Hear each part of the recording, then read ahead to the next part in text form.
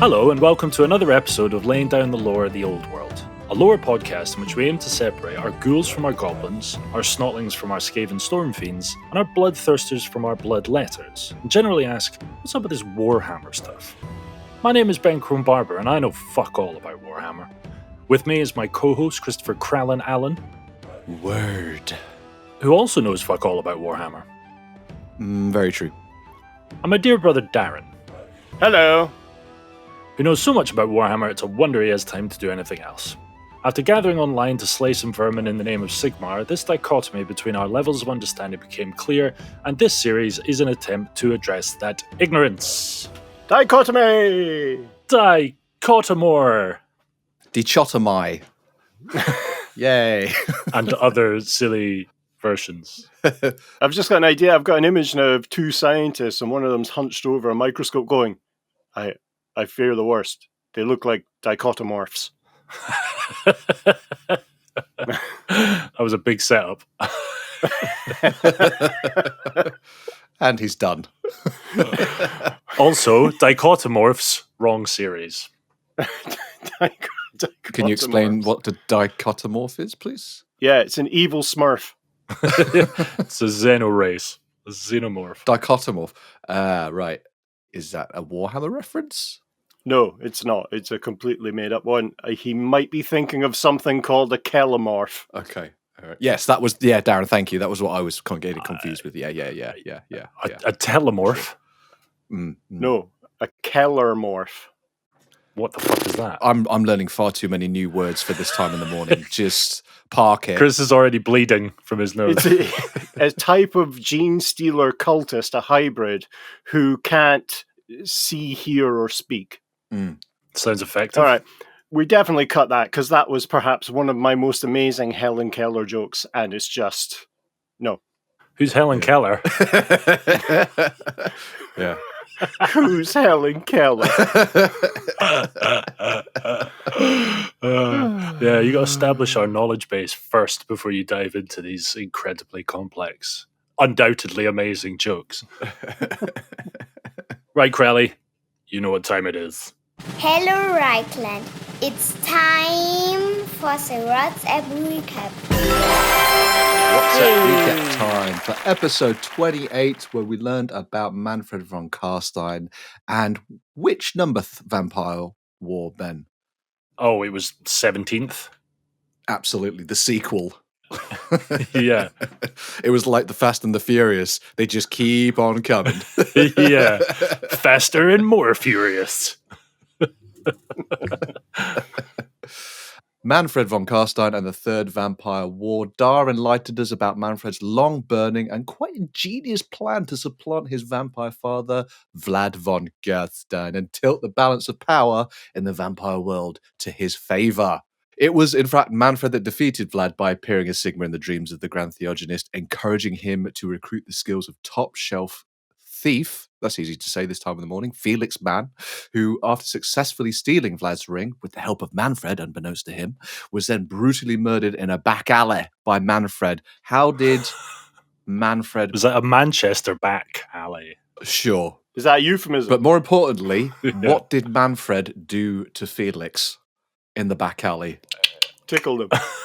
Yeah. Tickled his furter. What did he do to him? Gave him a case of vampire count kneecap. Yeah. I'll give you a clue. It would really ruin your day if it happened to you. Was it felching? He slit his wrists brutally. Oh, yeah. He almost yeah. slashed Not felching. off his Did you just hands. say, was it felching? Yeah, I'm trying to think of things that would really ruin your day. I mean, that would ruin my day. Especially if it was... Speak for yourself, Betty. Especially if it was a surprise and non-consensual. That's the best kind.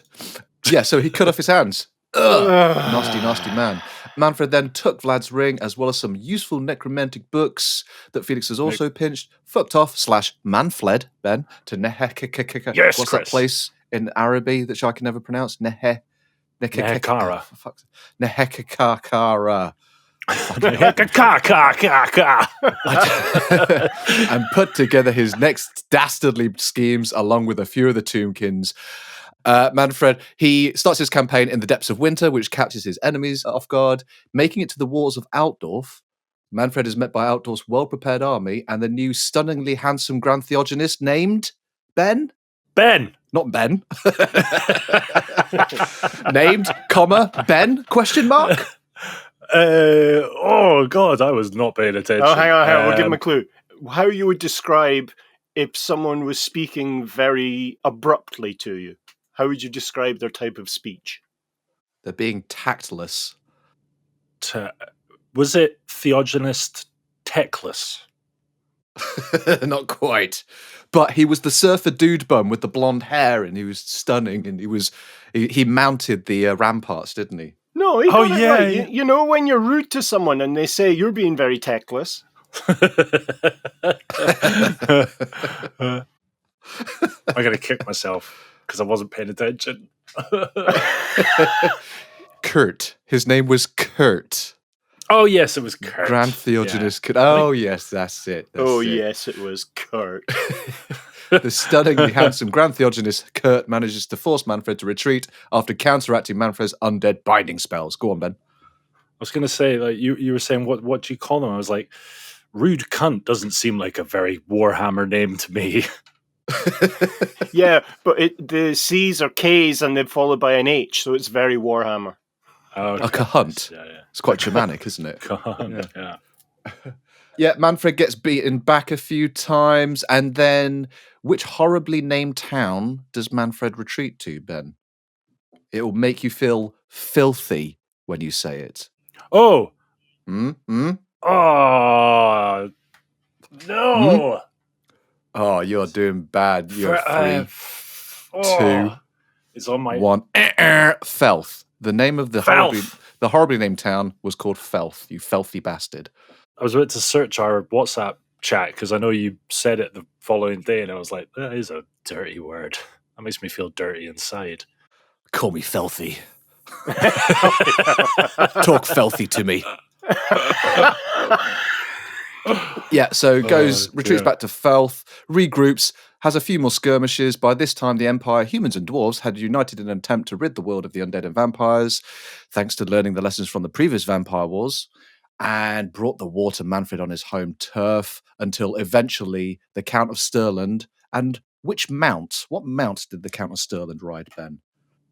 Was it a camel? Almost. Griffin. You get half a point for that.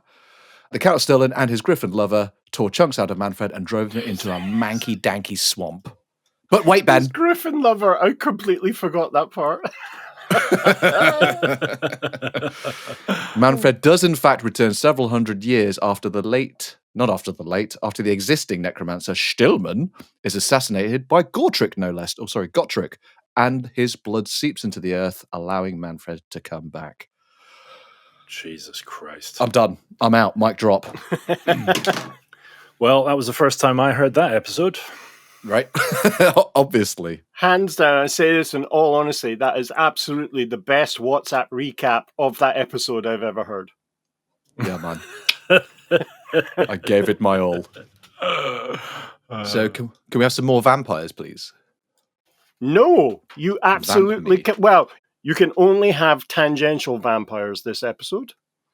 Okay. Because we're going to deal with the kind of odd... Now, what would be the word to describe the difference between two things? Oh, I know.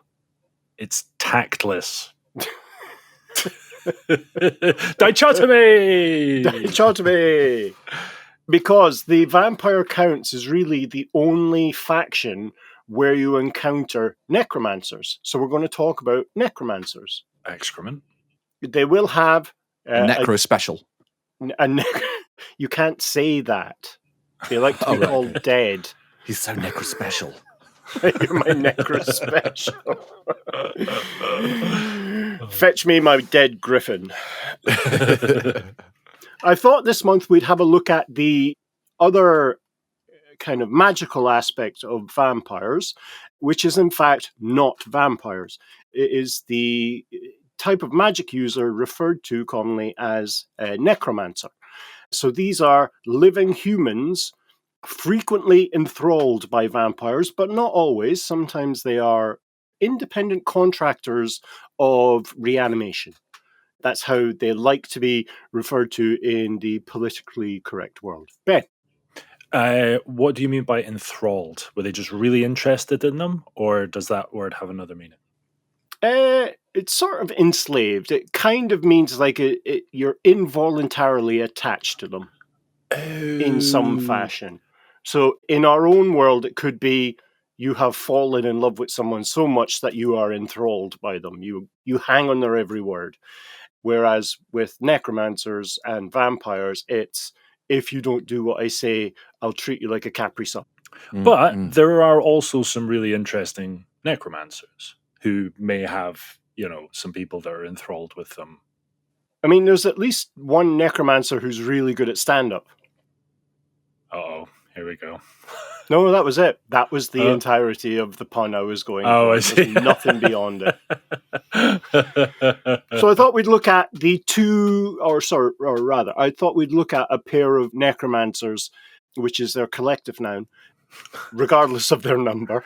Sorry, there's a whole cabal of like 9 necromancers. Oh, there's a pair of necromancers. Okay, I'm going to go to our go-to collective noun expert, Krell. What is the collective noun for necromancers, Krell? A morgue. A morgue of necromancers. I love it. That's what it is now. A morgue of necromancers. Morgue of necromancers. So we'll look at 2 necromancers that are quite famous. One of them is really the most iconic necromancer in Warhammer lore. But then we have one drawn primarily from the novels who may be the most evil character in Warhammer. Maybe. Wow. But we'll see. What, more than Nagash? Arguably more than Nagash, yes. Wow. Perhaps not as powerful, but definitely up there in kind of evil. Is there a scale of evil? Like how is that? Scale of evil. I tell you what, I'd go to that piano recital. And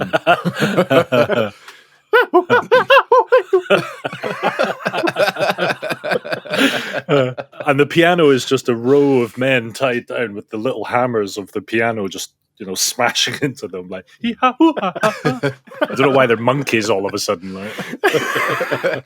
Or maybe it's just as you press the key they drop hot or cold water onto their nethers, and that's we've all gotten into a bath that was too hot.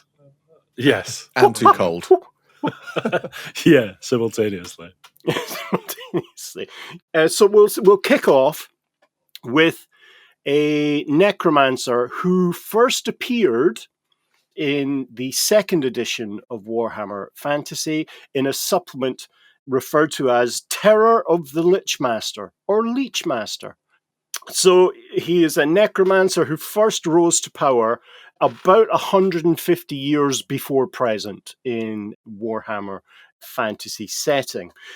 He really came to notoriety because he, like many other necromancers and some vampires, much like Manfred Von Carstein, made a journey down into Necrarchs, into the lands of the dead. So he was already a somewhat accomplished necromancer or magic user and wanted to understand how to channel the winds of Dhar and thus fundamentally dark magic. So Kemmler's pootling around the realm of the dead and having a blast of a time, somewhat literally, extracting necromantic knowledge from abandoned libraries, Tomb King allies, and anyone really who he can trade with for information. He returns to the old world and begins setting up a cabal or a morgue of necromancers, as now we know, Chris, obviously, once we know what the proper accepted term is, we should absolutely use it. So he gets a morgue of necromancers together and begins expanding like a power base and influence around Estalia and Bretonia in that kind of region, and sets up various kind of bases of operations. This brings him, this influence of or swelling of the winds of Dhar, catches the throbbing. The throbbing winds of Dhar, which No, I'm just going to let that one go. Brings him to the attention of a Necrarch vampire called Braknar the Damned. Now, as listeners will call, Necrarchs are the kind of powerful zombie-looking vampires who channel so much Dhar through them that they become emaciated and very kind of dead. They look like corpses. And one assumes smell like corpses too. And do you say these guys are the Necrarchs? They are vampires as well. So Necrarchs are vampires. They're one of the bloodlines of vampires, descended from Warzrin. Oh yeah, he was the advisor, vampire. Wasn't he? Sorry, say that again, Ben. He was the advisor to. All right. Yeah. What did you think I said? I thought you said he's the visor, and I was going to go, no, it's pronounced vizier. But he... He was the guy who was left from Nagash's first fall, wasn't he? And Neferatum took him in, and he kind of shared Nagash's knowledge. Is that Warzrin? That's exactly right. No corrections required whatsoever. I'm standing up for that one, Ben. Yeah. Yeah. Thanks, man. Thanks. I'll take a bow. Oh. Funk. So Braknar, who is so incensed at the temerity of these human magic users, even though they are practitioners of the same dark arts, subverts the entire group and manages to persuade, possibly enthrall, several of the necromancers to create his own morgue of necromancers, which are referred to as the Council of Nine. So as listeners will no doubt be aware, 9 is a number that appears a lot in the kind of tales of undeath in relation to Nagash, because, you know, from an uncharitable perspective, Nagash is Sauron, Nagashazar is Barad-dûr. There are the 9 Dark Lords of Nagash, which may or may not be Nazgul. Who can say? The workings of inspiration for humanity is as unique as the next one. That made no fucking sense whatsoever. Are there other councils of significant numbers? You've got the Council of 13 for the Skavan. You got the Council of 9 for the... do you get the Council of... What other numbers? 8? Is 8 for Khorne? That's right, yeah. 8 for Khorne. There's Nagash's Council of 1. I was about to make a joke about the isolationist Council of 1, which is just a really grumpy dwarf. Yeah, they get very kind of grandiose names as the kind of self-important wizards and nobles of the Warhammer world band together. And certainly in the next episode, there'll be a fair few examples of the ridiculousness of that. Of course, Braknar's subversion of Kemmler's own kind of burgeoning necromantic empire doesn't sit well with Kemmler. And they begin to wage what's called the War of Blood, where the forces of, you know, dead-on-dead action, which is about as niche a video as you can find on the internet, where the forces of Kemmler face off against the Council of Nine. So you can imagine in the kind of outskirts of, or rather the rural areas of Estalia and maybe up into Bretonia as well. So Spain and France, for anyone who's listening. You have these roughly fortified villages, you know, with their kind of stake palisades. That's obviously wooden stakes, not cows. They do not sound stable. No, stables are horses, Ben. So I'm just having like vivid images of like a siege on a fortress made of steak. Like what are they throwing at it? Like big barrels of thyme and rosemary, like just salt and pepper. Drown them in béarnaise sauce. Bring in the peppercorn. Yeah. I see they've also got a deep moat boil the moat. Yeah. And then they do each side of the fortress a different style. So it's like, okay, medium rare on the left, well done on the right. Get that fire round on the right there. Steak fortress. Great. Anyway, yes, as I was saying, you can imagine that these rural militias are, on their defensive battlements or barricades looking out as two huge undead forces just lay into each other. And it's really like, put out all the lights. I hope these fuckers don't notice us. They don't seem to be going for us. So just sit back and watch the show. Yeah, praying there's not a graveyard nearby, which is just used as additional forces by either side. So 40 years after his trip to, or pilgrimage, one might say, to Nehekhara, he had expanded his influence into this kind of burgeoning kingdom of the dead, small though it is in comparison to Sylvania. He then faces off against a very powerful necromancer and ends up in a sort of necromantic civil war because he's facing off against some of his own acolytes, some of his own followers. But at that time, his forces are getting ground down because of the power of the Necrarchs. Because not only is Braknar there, but he's able to call on his own children and thus kind of overpower the magical effects of Kemmler and his own Morg's spells. This leads, unfortunately, to Kemmler being weakened and then captured by a lich called Kroven. It was during a raid where Kemmler was trying to get into the castle Vermicelli. He was going into the Vermicelli fortress. No, the fortress is Vermisas. Vermisas is the name of the fortress. Sounds real sassy. Yeah, real sassy. And the reason he was trying to get in there is that he believed that one of the 9 books of Nagash, one of the original 9 books, was held within the library of the castle. So he was like comic book guy. He wanted that first edition, that first copy. He was like, it's the original. It's signed by him. Yeah. It's still in its cellophane wrapper. How did he know it was in there? Well, read it in Necromancer's Digest. Yeah, Necromancer's Digest. It's delivered by like a dead owl once a month. And there's some bullshit lottery where everyone except you seems to win. Not that I'm bitter. No, not at all. So how did he know? Because he believed it was in there. Why did he believe?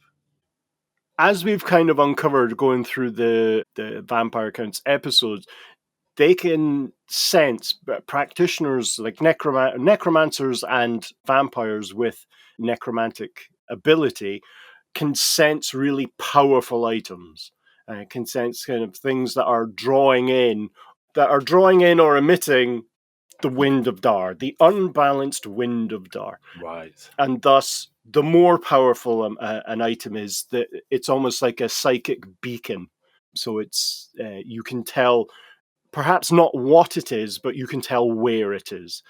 You know, as you progress up the necromantic expertise ladder, which is made of bone, obviously,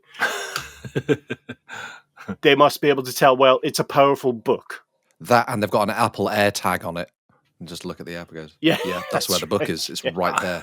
That's right, accurate to within 1 meter.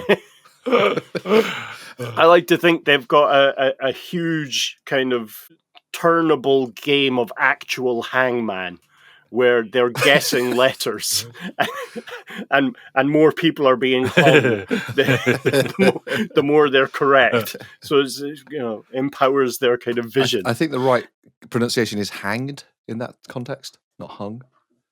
Sorry, grab a Nazi. I will shut up. Jesus Christ. What, is that even right? Hanged? Yeah, he's right. Hung? Yeah. Hanged. Yeah. Yeah. Hanged. Versus hung. Yeah. When you talk about a noose, it's hanged. They were hanged. It just is. I don't know, Ben. I didn't write the dictionary. I just know how to speak it. Bro, do you even speak dictionary? I can I can say with my hand on my heart, Chris, that is not true. Well, it makes a conversation with Grand Theogenes Kurt III very awkward when he's talking about his past. Did he hanged 10? Did he hung 10? Yeah. Was he hanging 10? He's just in the middle of hanging 10 now. And whilst he was doing it, going, Necromunder, dude. Oh, sorry, wrong IP. Shit. So anyway, yes. Yeah. If you'll recall, about half an hour ago, I said that Kemmler was captured by a Lich. Oh yeah, I remember that. And so he was kept prisoner for 5 years in the dungeon as Kroven not only tortured him, but extracted as much information out of him as possible. Ultimately, though, Kemmler was able to buy his time, where he got, managed to escape from the prison and defeated not only Kroven, but all of his acolytes as well, all of his deadite The Krovenites. buddies, the Krovenites, and thus was granted the title, or rather, no one grants you a title, I suppose, if you're a necromancer. He then took the title Lichemaster, and that's how he is known, Lichemaster Kemmler. And this is the one of the kind of enemies, one of the darkest enemies of humanity at the time, and indeed moving forward. Is he still about in present day? Yes, very much so. Is he still as much of a bastard? Yes, he's a very strange soul. Quirky. He's quirky. He's quirky. He is what I would like to call weird. And Kooky. Oh, dear. There's something genuinely off about someone who wears an apron made of faces. I've always said that. So he goes on his merry way and sets up a stronghold, a new base called Krell, built in northern Tilia. So he's very much around the Grey Mountains area, which is goes Tilia, Estalia, no relation, and then Bretonia, and then round to the Empire. So it's that spur of mountain range that heads west from the Border Princes, which is it goes. Was it World's Edge Mountains, Black Mountains, Middle Mountains, The Hanging Gardens of Babylon. Yeah. That's where he set up his little homestead, his base of operations. It sounds like Yes. the Alps, maybe not completely the same geographically, but that kind of Alpsy area. It is that kind of area, which makes me think that somewhere someone should be singing Alpsy. "The Hills Are Alive" with the sound of. Sounds like some premium real estate as well. Like that is One of the worst vampires ever is this vampire nun who plays a guitar on the on the summit of all these mountains, as her puppeteer goats are terrorizing the local populace. kill a deer, a female deer. So he terrorizes Tilia and then moves across the mountain range to kind of stick it to Bretonia once again, mostly because they are copy and paste out of Arthurian legend. He lays into a town called Carcassonne, which is a town that exists in our own world, and defeats the army and razes it to the ground. Really, it becomes a ghost town. He then reanimates another town. He kills the populace of another French town. What am I like? Of another Bretonian town. Amazing. He kills the population of another fictitious Bretonian town and raises them en masse, including all their animals, to join his forces. So very much in that kind of seeing literally human resources. So he's very much the kind of nightmare HR director, expanding his influence through. He's Carol. He's Carol. Yeah, Carol. Carol. I am on the hunt for Pepe Sylvia. So during this time, the Bretonnian nobility are out trying to wipe him out, basically, out trying to bring him to heel and kill him. And they eventually discover where his fortress is, the fortress of Krell. At this time, the Bretonnian nobility managed to identify the town where the base is, Krell, and lay siege to it. They lay siege to this kind of fortress, and through various clever siege tactics by the future king Theobald III, it's destroyed. Basically, no stone is left on top of another stone, and Kemmler flees with the handful of forces and allies that he can bring with him. But it's at that stage he is ambushed by Braknar and the Council of Nine, or the remains of the Council of Nine. And his defeat is total, to the point where he descends into madness. You know, even for a necromancer, he goes Fruit Loopy. He's starting to think that cats should have saddles, that birds should fly backwards, that the people of Bretonia are actually okay. It's just complete lunacy. And I mean, that sounds all mental, but I am starting to get on board with this whole cats and saddles thing. That sounds fucking excellent. Krell, can we create like some sort of prototype for Martha? I think we can. I think we can. We have saddles. Amy rides horses. We have a cat. We have the recipe. Ergo, and then just put it on her and leave it there for a week, and so you might be lucky. You might just wake up one day and just see her walk past the door with a little mouse riding her. What about the saddle? Yeah, you think to yourself, my God, you should have used the saddle, man. That would be a lot easier. So he flees into an area of the mountains called the Vaults. He is literally, very much like Alka-Seltzer after killing Nagash. His mind is destroyed, and he's simply wandering the world. He's still a necromancer of quite significant power, but he fades in and out of understanding what necromancy is, what power is, who he is, why he's wearing two different shoes, the whole thing. He just doesn't understand really what's happening to him. Why none of these cats have saddles? These cats have saddles. Are these free-range cats? What's going on in this fucking country? It's at this time, while wandering through the mountains, he comes across, not literally, the tomb of Krell, who becomes a mighty wight king. That is Wight, wight, not the other one, which is more challenging to get away with these days. I feel so uncomfortable making those kinds of jokes. You have no idea. And yet, can't seem to stop. The events that come after this, the events of Frugalhorn Valley, are what's encapsulated in the second edition supplement called Terror of the Lichemaster.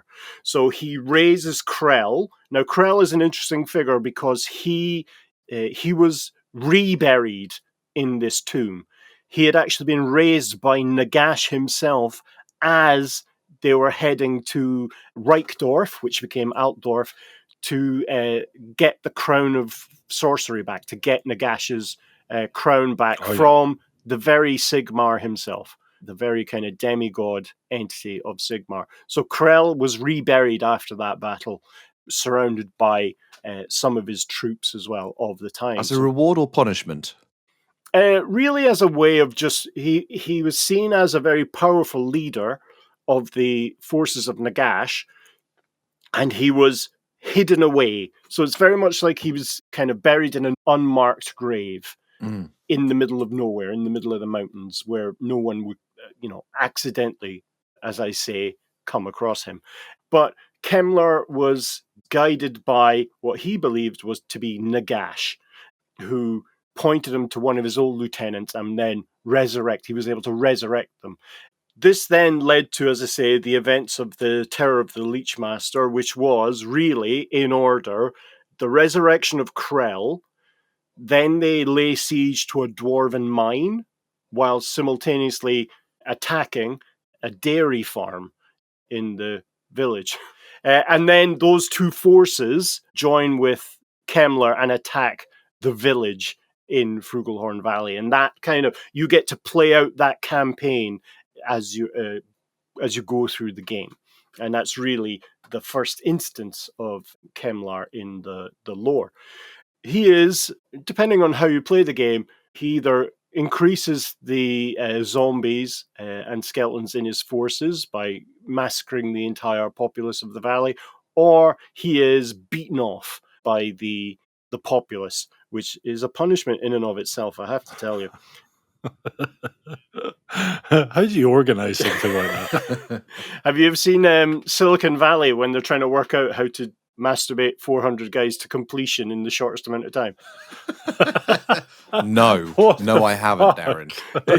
It's amazing because they sit down and they use math to work out if they did 2 guys each side touching tips, they'd be able to do 4 at once. But then they worked out that they'd have to work out the height. Because it could get very awkward. It's very funny. There's like a 13-minute video about it where they go into the maths and how they got it correct. And they actually had mathematicians and computer scientists on staff as consultants, and they all sat down and said, yeah, actually, no, the formula you're using is correct. It's sound.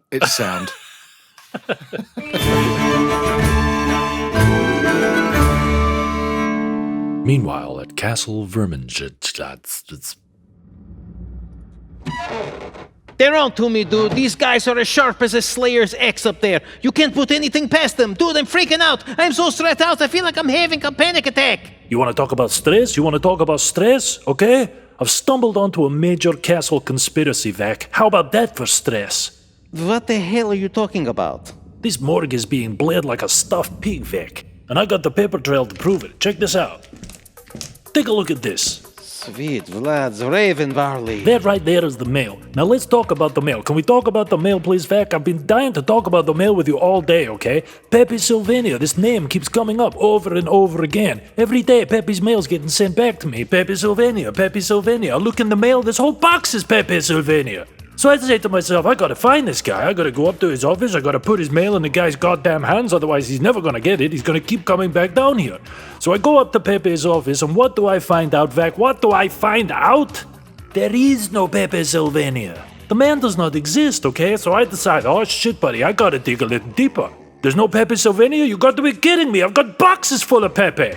Alright, so I start marching my way down to Kemmler in HR, and I knock on his door, and I say, Kemmler, I've got to talk to you about Pepe. And when I open up the door, what do I find out? There is not a single goddamn body in that crematorium. There is no Kemmler in HR. Vec, half the bodies in this morgue have been made up. This castle is a goddamn ghost town. Okay, Varley, I'm gonna have to stop you right there. Not only do these people exist, but they've been asking for their mail on a daily basis. It's all they're talking about up there. Conrad, save us. We're gonna lose our lives. Well, calm down, because here's one thing that's not going to happen. What? We're not going to get killed. We're not? Because we've already been killed. We're already dead. Yeah, about 3 days ago, a couple of angels floated in here. One for me, one for you. So what did I do? I sent them halfway to Lustria. Varley, if we've lost our lives, that means we've lost our health insurance, which means all of this was for nothing. God damn it, dude! I'm having a panic attack! I'm actually having a panic attack! Will you settle down and have another cup of blood? I am, bro. Alright, well fine. You know what, Croven, give this guy a cigarette. He's freaking out. Huh? Who? Croven, the guy who tipped me off to Pepe Sylvania. Croven? Who the hell is Croven? You don't see Oh, shit. Where the hell did he... You've lost your mind. You've lost your goddamn mind, Barley.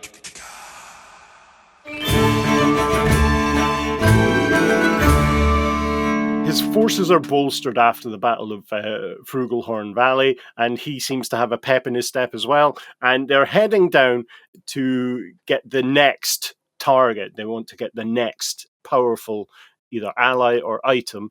And they're led to what's called La Maison Tal Abbey, Ooh la la. which is the House of Tal, Tal being the nature god of the Old World, if you'll recall 20 episodes ago. They're heading to try and get something called the Black Ark, which is a Skaven artifact of profound malevolence.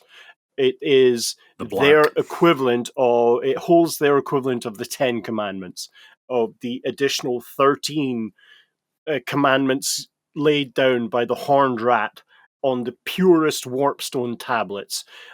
But the Black Ark itself, the actual structure of it, is in fact a giant skull that has been bronzed, and it holds these warpstone tablets in it. And La Maison Tal holds a number of very deadly artifacts, hiding them away from the forces of evil.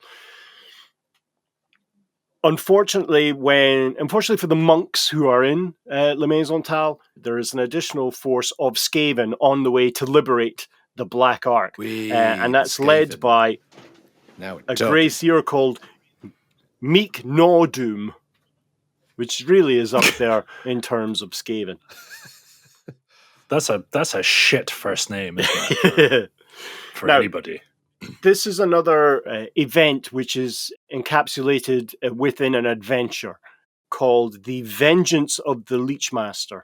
And that was in one of the Citadel journals. And this was the Citadel journal. This was in 1986. This is where the Skaven were first introduced to Warhammer as a race.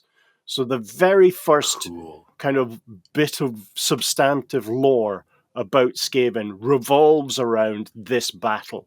And that is something that is quite easily found on the internet, and it really is well worth reading.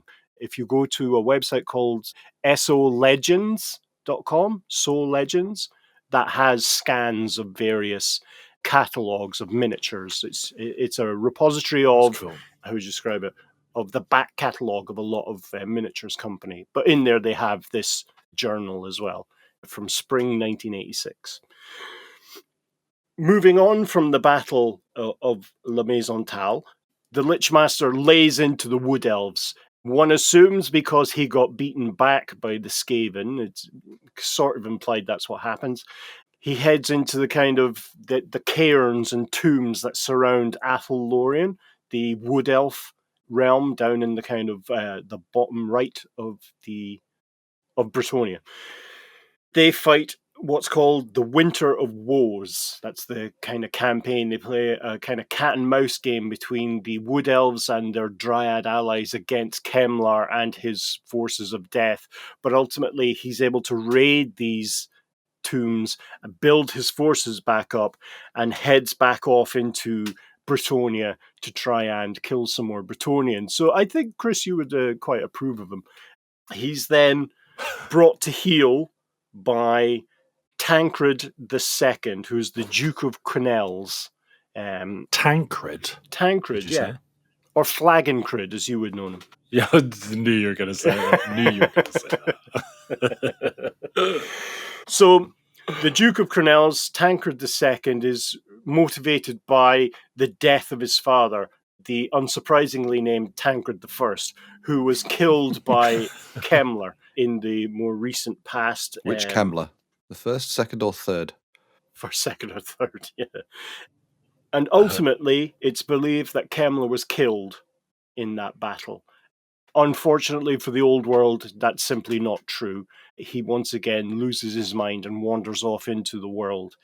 What should be noted at that stage is that prior to the Battle of La Maison Tal, it is revealed that Kemmler, the voices Kemmler was hearing that were guiding him to Krell's tomb, were in fact the Chaos Gods and not Nagash. So he had dedicated himself to the forces of chaos. So Tzeentch restored his sanity to some extent, as much as you can with a necromancer. So he regained the kind of his full faculties and was able to bring his full command of necromancy to bear, while at the same time hiding his newfound allegiance, working with Krell. And Krell, of course, as I've said, is one of the Dark Lords of Nagash, one of the 9 Dark Lords. So he's a very controversial figure in the fans of vampire accounts. Mr. Chris. The Chaos Gods communicated with Krell directly. That sounds very like a rare occurrence. That doesn't happen very often. I haven't heard or remember you saying that happening to anyone else so far in the lore that you've covered. That sounds like an exception. That's technically correct. It does happen a few other times, mostly with humans, and in one case an elf, but it's something we will get to. But yes, it's the first time I've mentioned direct, powerful insights provided by the Chaos Gods to a specific individual. And it wasn't just one, it was all of them, trying to embolden him because they could see his value in having a master necromancer able to raise forces, additional forces, when they might need them. The Chaos Gods seem like this benevolent kind of you cannot speak here or taste them kind of thing. You know, they aren't there to be sensed, but either heard or otherwise. You might get kind of visions, and they might communicate with you through other means, but not directly. You wouldn't be hardlined into the Chaos God line. Oh, do you mean in general? Yeah. Yeah, in general, no. It's one of the few occurrences where the one or more of the gods speak directly to a person. Wow. Sorry, did you say that it was Kemmler or Kemmler or Krell that was liaising with the Chaos Gods? Kemmler. Kemmler is the one who has his mental faculties restored. He's gifted something called the Chaos Tomb Blade, which allows him to raise dead. Right, okay. It empowers him. He's given what's called a skull wand, or skull staff. So it's a big staff with, guess what? A skull on the top, but it's like a bird skull, much like, that Tzeentch is. Many of the forces of Tzeentch are portrayed having bird heads. And so it warns him. It's constantly whispering to him. It's like and all the wood duck. I wish I could fly up into the sky, but I can't. Are they happy to guide? Because you said that Chaos don't really dig undead, but are they happy to liaise with him because he's not undead, is he? Or is he? Because he's a necromancer. No, he's alive. He's alive. Necromancers are alive. Right. So, yes, they don't really fuck with the dead because their whole bag is that they're living. Yeah. They corrupt life and the living. Yeah. That's not to say that you can't have undead Chaos champions. Certainly in the 3rd edition of Warhammer Fantasy, that's a thing that existed. You could do that. But in general, it's humans. They head for living targets. And so having a master necromancer in your back pocket can only be useful for the machinations of the Chaos Gods. So would they have used, because obviously Kemmler was fucking with the undead. He was fucking with the undead. They were fucking with Kemmler. So were they doing that in order to enable them to corrupt the living in another way? I'm not sure. I don't believe so. What I think was they needed a powerful kind of lieutenant, like a chess piece, to screw up the plans of Nagash. Ah, interesting. Okay, yeah. So he was still because he was closely affiliated with Krell, and Krell being a Dark Lord of Nagash, they were enacting the will of Nagash. So at any stage, Krell was kind of subtly guiding or commanding, threatening, and other words, their forces and Kemmler himself to enact the will of Nagash on some level. But it's useful to have a traitor, especially when you're dealing with, in quotes, bad people. So being able to screw up it's very much like the Skaven. The Skaven screwed up Nagash's plan using a third party, using Alcatazar. So history is repeating itself on some level with the plans of a necromancer being screwed up by a third party, being the Kemmler, influenced as he was by the Chaos Gods. Cool. Like it. So that's Kemmler and Krell. which is one of the darker sitcoms in Warhammer Fantasy Lore. Kemmler, Krell. The theme song for that, or the theme for that, is literally Kemmler looking right down the lens of the camera, smiling while xylophoning a skeleton. Yeah. Or playing that piano from the start that we talked about. Yeah. Just humans strapped in. Yeah. Ben, you've never played a piano before, have you? Now, lads, moving on. Lads, I want you to search your recollections from playing Vermintide. Oh, God. Okay, Vermin here what? we go. Vermintide 2. What was one of the creepiest locations we went to? It was one of the expansions. Oh, did it have a German name? German-sounding name? It had a Germanic German-sounding name, Ben, but then it's set in Germany, fancy Germany, so you know. Oh, okay, yeah, that's why I had one of those names then, wasn't it? Yeah. Krell, you've got this. Was it Stein? No. Something Dorf. No. What? Stephen Dorff, the actor. What? No. I speak, of course, of Castle Drachenfels. Krassen Drachenfels. Nope. Yeah. Which neither of you clearly remember. I may have played it by Nope. myself. Nope.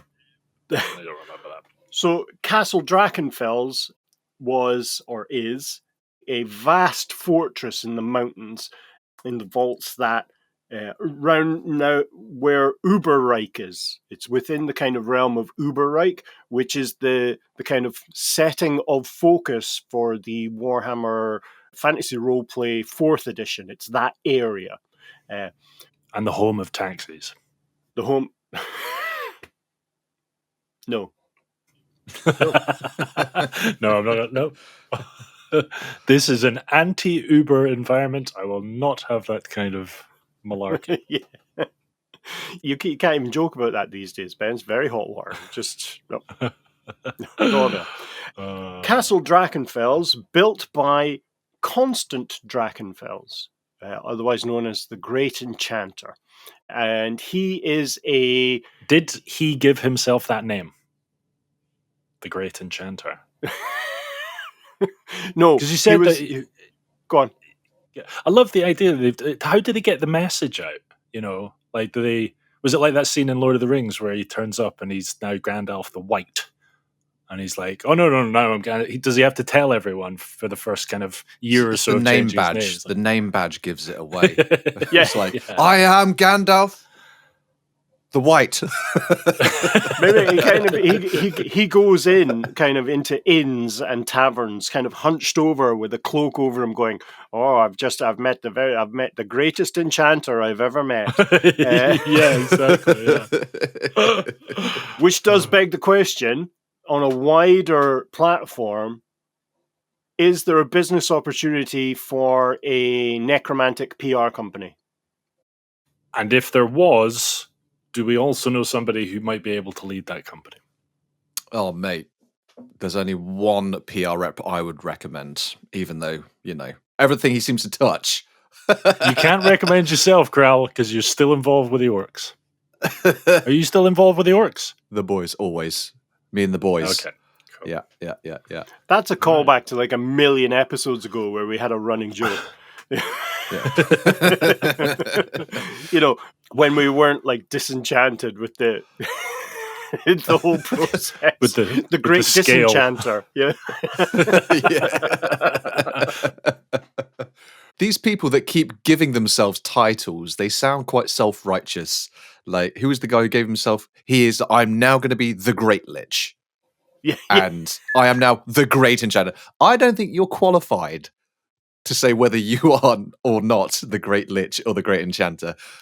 Yeah, I think we've touched on this before in the past, haven't we? Like, it's not up to you if you're an asshole.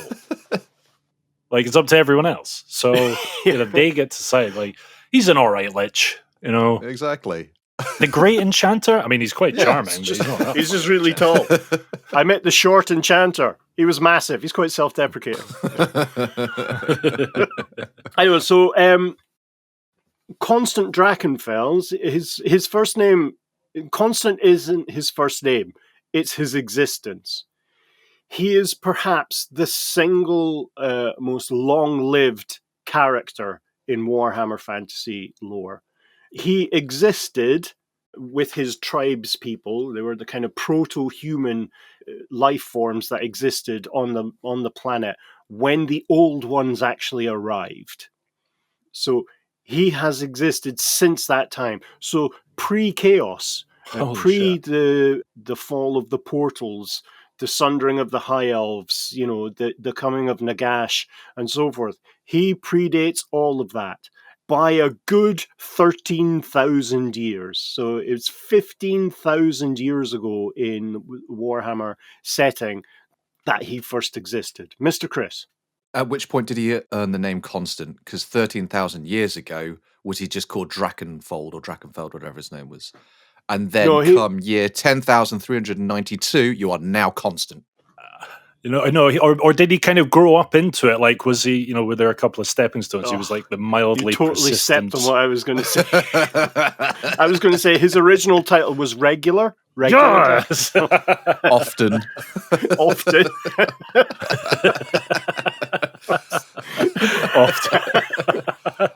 Often Drakenfels. Constant. His kind of history is really long, undocumented. The way he exists is long and never stops. The first record of him as Drakenfels, as the Great Enchanter, was when he created an army of enslaved demons and goblins, that normal mix, to fight in the battle of a battle called Drakenmoor, 11 years into the reign of Sigmar himself. So that's the first real solid mention of him as an entity. But it's revealed through the various novels and books and so forth that he was born into this proto-human tribe. He was definitely... He had a sense of other about him. They didn't want anything to do with him. So he was abandoned on the kind of glacial covering that was over much of the world at that stage. You'll recall that the old ones actually shifted the planet, changed its alignment to give it a more temperate and in some areas tropical climate, which suited the old ones' physiology. When he dies, this is the thing, he is immortal in spirit. Physically, he can be killed. So when he first died, he realized that his spirit could transfer into another being and take control of it. Have you seen the movie Fallen with Denzel Washington? Yes. Yeah, I recommend that to everyone. It's a solid movie. But in that movie, the supernatural villain of the piece is able to move from body to body via touch and take over that body completely and kind of lock the personality or identity of whoever's body they've taken over into a small kind of psychic box. Very much what Drakenfels does. As the ages passed, his body kind of degenerated. It's a regular occurrence, but he realizes he can't really die, even in death, well, that's a statement, isn't it? Even when I die, I can't die. What? But he becomes this kind of Nagash-like figure in the background, a sorcerer really more than a necromancer, though he is able to transcend death, though, so he is viewed as part of the undead, because he is, as he says himself, constant. He goes through periods of trying to atone or ostensibly atone for his many vile actions. He has no connection to any living race, any living entity or ideology or culture. He does exactly what he wants at all times and sort of steers towards inflicting as much pain and suffering as possible.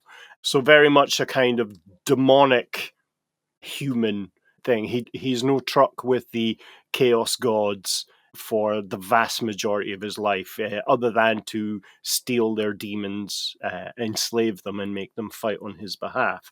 As a couple of examples, he tried to make amends to one of the emperors, Carolus II, and invites the imperial court to Castle Drachenfels, where he will hold a feast in their honor and talk about how he can benefit the Empire of Man. Of course, they arrive, they sit down to eat, and as soon as they start eating, they become paralyzed, and they're trapped within their bodies as slowly Drachenfels goes through all sorts of hedonistic terrorism on the people that have attended the feast. So he does, the unspeakable one after one with all of the members who arrive, either through, violence, degradation, what have you, paper cuts and lemon juice. Wet willies. Wet willies. Yeah. Better explain that one for the listeners, who don't know what a wet willy is. It ain't what you think. It's wet, but no willies. So he eventually leaves the emperor and the emperor's family in the feasting chamber, surrounded by food, as they starve to death in front of a table just laden with everything they could wish for and really need to keep going. He also, a few years later, enchants an entire village to almost 1,000 souls, in fact, where he forces them into a ball where they dance, and they keep dancing, and guess what? More dancing. And they are just forced to dance, and I quote, until their limbs fall off. Even after one of your legs falls off, you're still dancing. It was definitely plural. You can still do the Charleston on one leg. You can still do the Charleston on one leg. Come on, hop to it. Hop to it. Hop to it, literally. That would have made Strip the Willow insane, wouldn't it? Oh, yeah. The fastest Scottish ceilidh dance there is. And most dangerous. In which you link arms and spin in circles. If you'd been doing that for days, and as you spin circles, there's just random limbs flying off in every direction. That would be fucking mad. Sounds great. I just like the idea. There's no hard kind of wall where it says that they had to dance until their limbs fall off, but that doesn't mean they couldn't go to the bathroom. But they're just standing there, bobbing away at the urinals or at the buffet, getting some more food to get energy back up to get back onto the dance floor. All with one leg. Always at least foot tapping.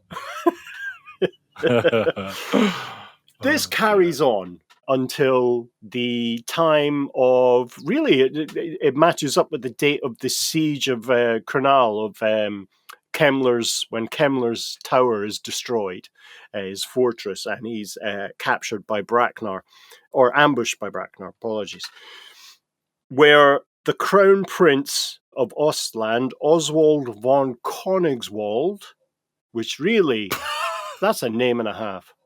Waldy McWaldy-Wald. Yeah.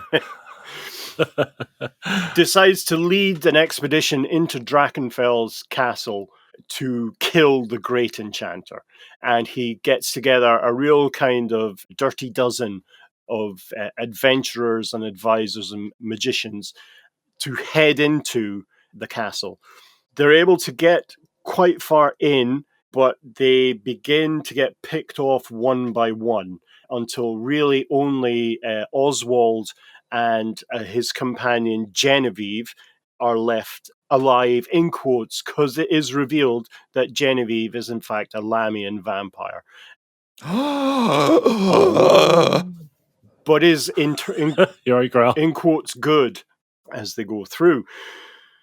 Ultimately, Oswald gets into the kind of central chamber of Drachenfels, faces the great enchanter and kills him, and is hailed as a hero. Of course, he only kills his body.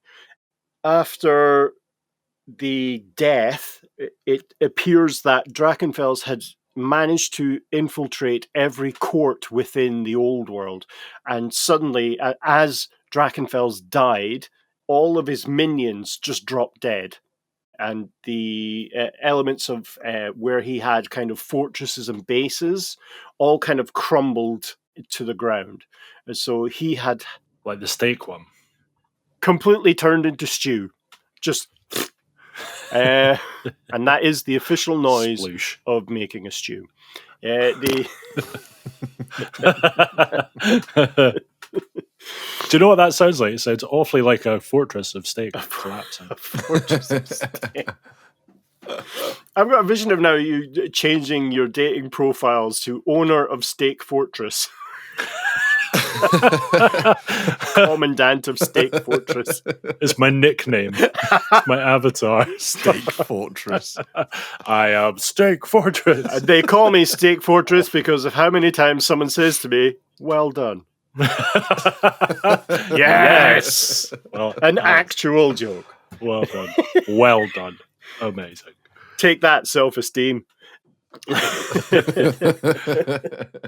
Of course, with Drakenfels now dead, the kind of relic hunters of the Empire flood through the castle. His great library is taken and split up amongst all the great houses and elector counts of the Empire. So very much his magical knowledge, which has been built up over thousands upon thousands of years, has spread throughout the known old world and perhaps beyond.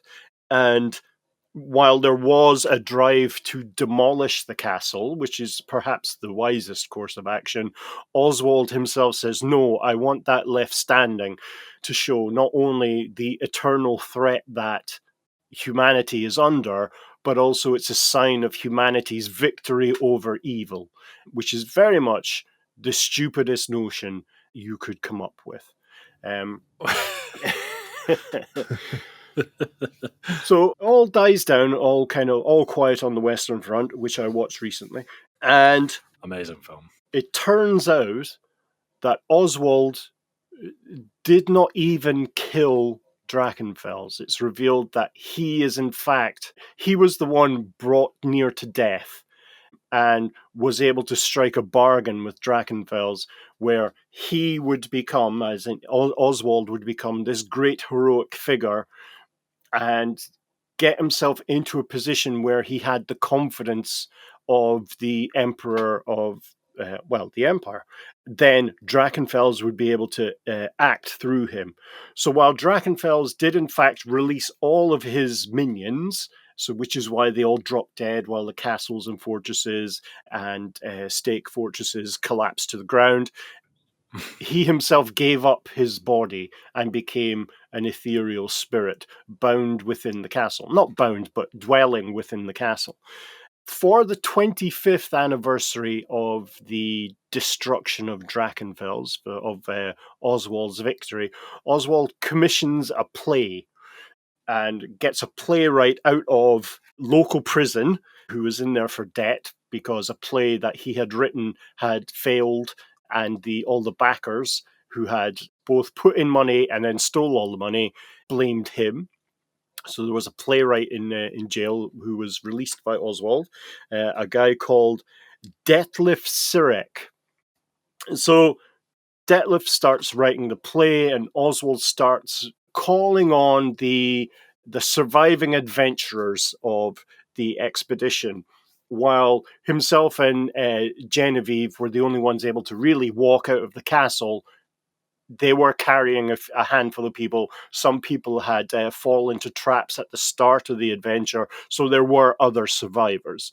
But both Genevieve and Oswald were the only ones that really got into the heart of the fortress.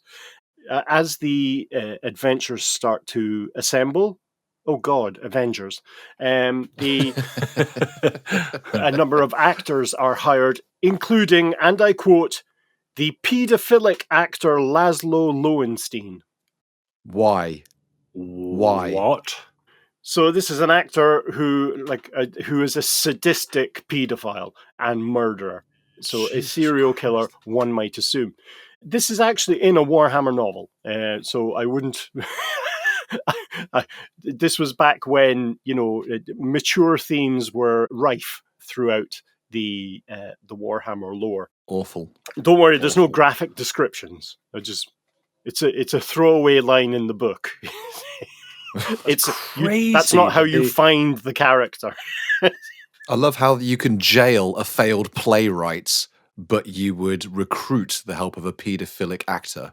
Like, there's something not right there. There is something not right.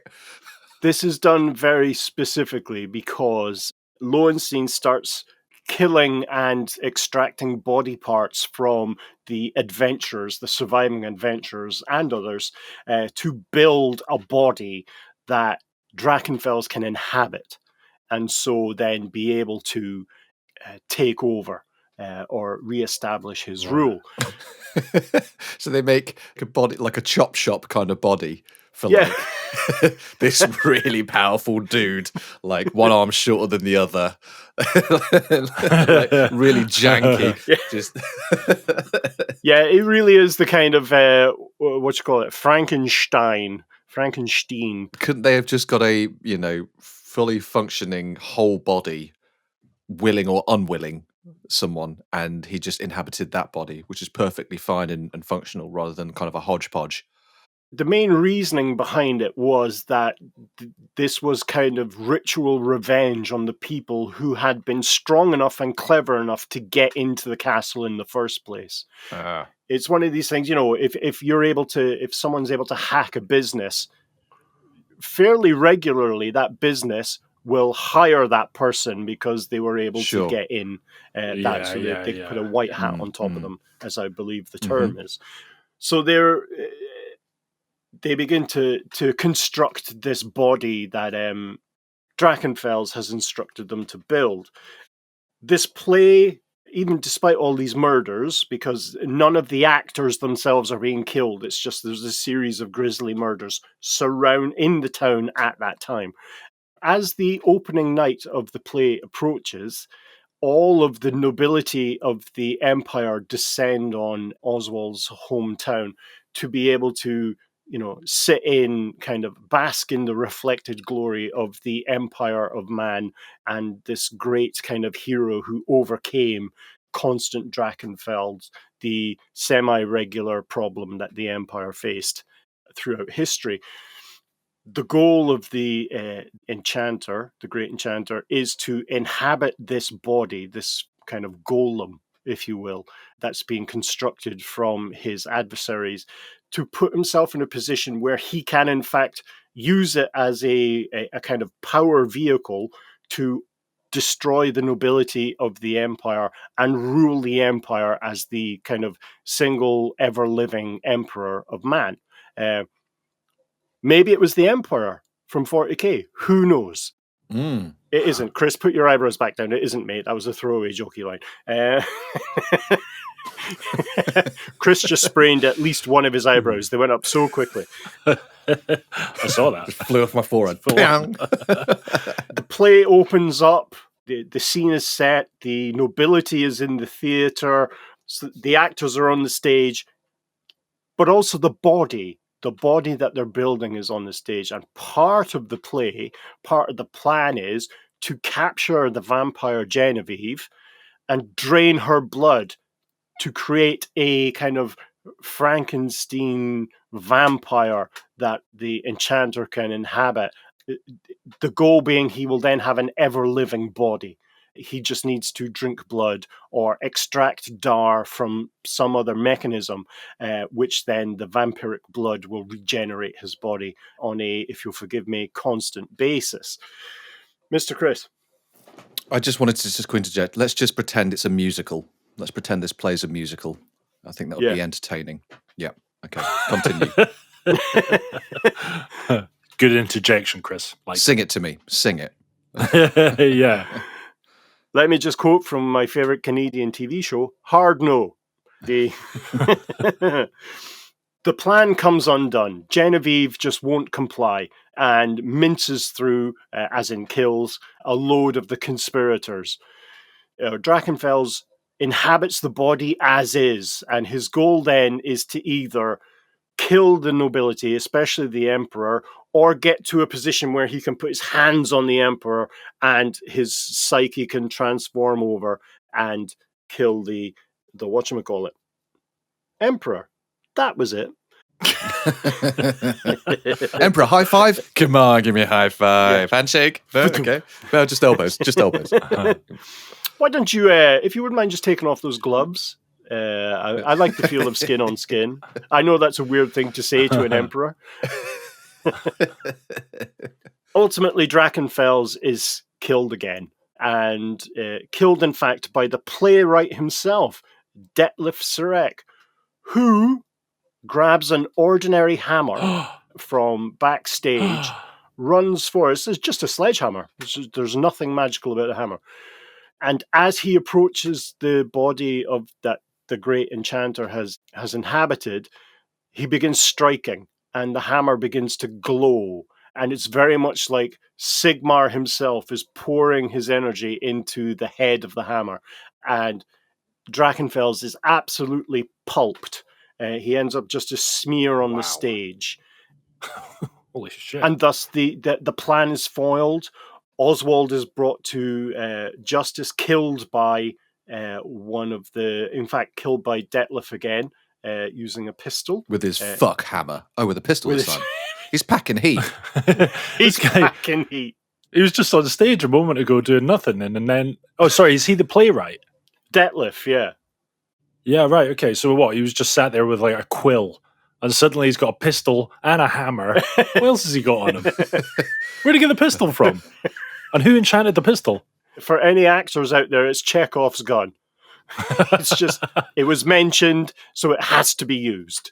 There are no unused mentions of items in art, according to Chekhov. It should be noted that as Detlef is swinging the hammer, with each blow, one of the kind of spirits of the bodies that the Drakenfels had inhabited is freed. So every time he pops out one of his orifices. Yeah.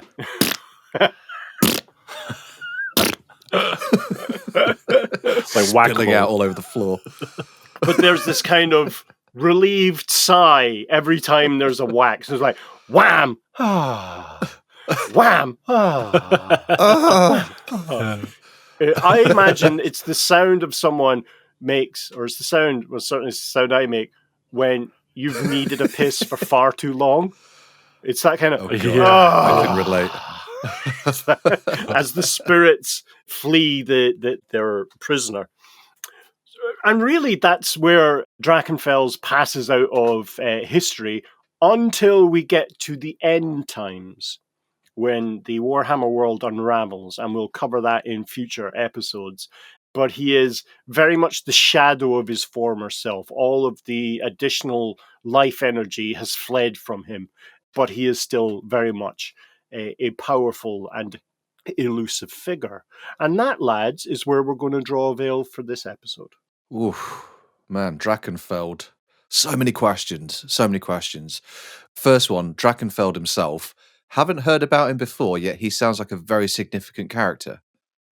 He is a significant character in the kind of novels. He's not really an opponent you face in any of the games, although there was a kind of, in their White Dwarf magazine, there were RPG stats for a lot of the characters, including Drakenfels, where you could construct an adventure and face off against him. Yeah. Okay. Yeah. But he's not. Yeah. He doesn't seem to be as woven through the lore as, like, say, Nagash. Do you know what I mean? He's, for somebody of that level of power, you would have thought that he would have had more influence on the histories. Because I've been keeping him for this. Oh, you. It's the third Chaos Portal syndrome. It's all over again. It's all over. To some extent, within the games, within the lore, he's retconned into being as powerful as he is. He was always described as being, evil Gandalf, as being like a supremely powerful magician. Saruman. Yeah, who is... Oh, yeah, Saruman. Saruman is evil Gandalf. Well, why would I even say evil Gandalf? Exactly. What's wrong with it? Because evil Gandalf is way more fun to say than Saruman. Yeah.